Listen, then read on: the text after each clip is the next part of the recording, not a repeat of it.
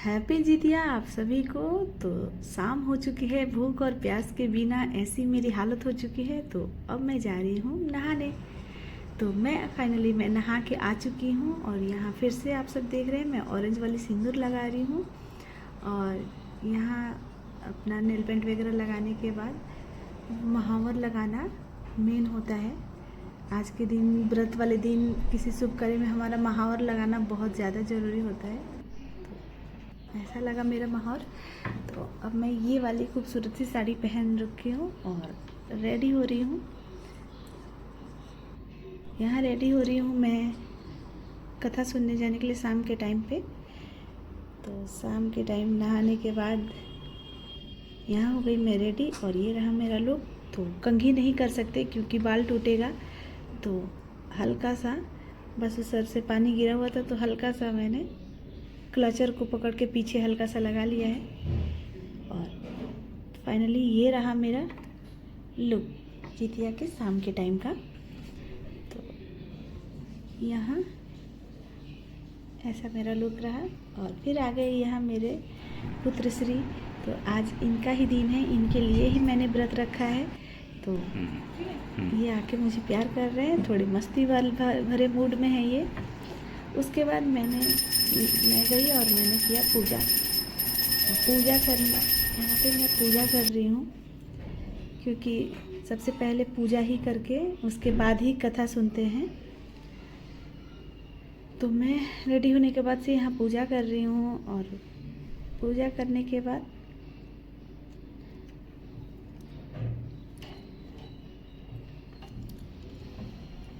हालत ऐसी हो रखी है कि खड़ी नहीं हो जा रहा है, पर नहाने के बाद से थोड़ा सा सही लगता है। तो नहाने के बाद थोड़ा फ्रेशनेस फील हुआ। तो यहाँ पूजा करने के बाद यहाँ मेरे बच्चा जी आ गए। आज इनको कुछ ज़्यादा ही प्यार आ रहा है मेरे पे। तो साथ साथ में खड़े हो गए पूजा करने के लिए। तो यहाँ मैंने पूजा कर लिया। भगवान जी को प्यास तो लग गई है लेकिन मेरी स्माइल फिर भी बरकरार है जबरदस्ती वाली सर में दर्द भी हो रहा है। पूजा कर लिया मैंने। अभी दिन का टाइम है, थोड़ा दिन जैसा है, इसलिए इस दिया नहीं जला सकते थे यहाँ पे। तो उसके बाद मैं फिर से आ गई यहाँ बच्चे के पास अपने। और आज इनको कुछ ज़्यादा ही प्यार आ रहा है मेरे पे। और मैं भी इसको आज व्रत के दिन में कुछ ज़्यादा ही इमोशनल होती हूँ इसको लेके। तो फाइनली अब मैं कथा सुनने के लिए जाने के लिए रेडी हूँ। और अभी मेरी एनर्जी कुछ ज़्यादा ही चार्ज है, दिख रही है।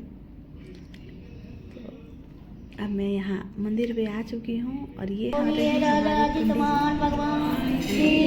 जय जितिया माता की जय, महालक्ष्मी माता की जय। महालक्ष्मी भी है ना। भी और भी ज़्यादा लोग आने वाले हैं।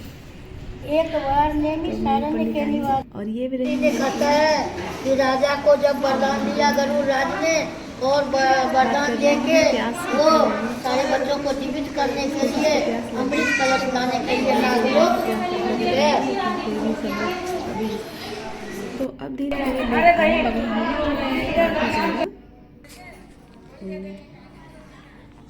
सब लोग कथा सुन रहे थे।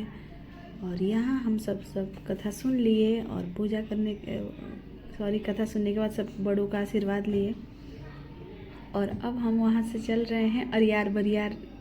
ये इनसे मिलना होता है, इनसे कहना होता है कि हम खरजीवतिया किए हुए हैं।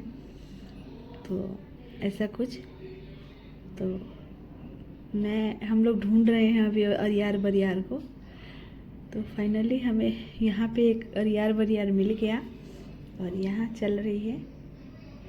ये अब सब देख सकते हैं, यही पेड़ है अरियार बरियार का। तो यहाँ मैं कर रही हूँ अरियार बरियार की पूजा।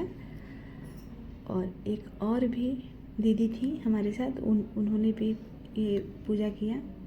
फाइनली अब मैं कथा सुन के घर आ चुकी हूँ। और घर आने के बाद मेरी हालत कुछ ऐसी हो रखी है, अरियार बरियार बिना पानी के, भूख प्यास, भूख तो नहीं बट प्यास से। और प्यास से भी इधर ज़्यादा आने के बाद सर दर्द अब पकड़ मेरी लिया हालत है। कुछ ऐसी हो रखी है। पानी बहुत ज़रूरी है, बहुत ज़रूरी है पानी। तो फिर से सभी माताओं एवं बहनों को और उनके संतानों को जीतिया की, जीवित पुत्रिका व्रत की हार्दिक बधाइयाँ। For watching, bye bye.